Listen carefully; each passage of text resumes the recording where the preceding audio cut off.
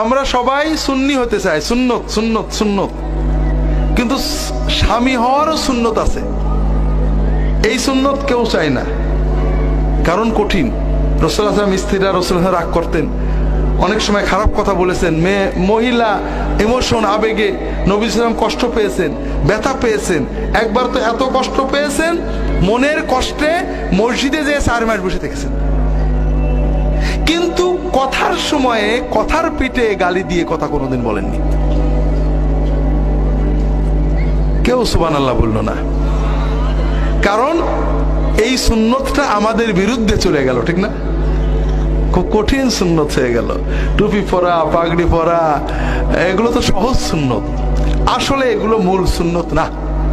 দুর্ভাগ্য ভাইরা, আমরা রাসূলুল্লাহ সাল্লাল্লাহু আলাইহি ওয়াসাল্লামের আসল সুন্নত ভুলে যাই। টুপি পাগড়ি এগুলো আছে, সব ভালো, কিন্তু এগুলোকে নবী দস্তরখান নিয়ে কত মাতামাতি, টুপে, এমনকি নফল নামাজ, নফল রোজা, আল্লাহ রাসূলুল্লাহ সাল্লাল্লাহু আলাইহি ওয়াসাল্লামকে প্রশংসা করেছেন ইবাদত দিয়ে না, আচরণ দিয়ে।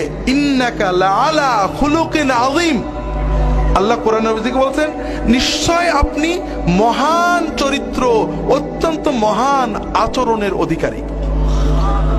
আল্লাহ বলেননি আপনি অনেক ইবাদত করেন, আপনি মহান ইবাদতকারী, সেটা বলেননি।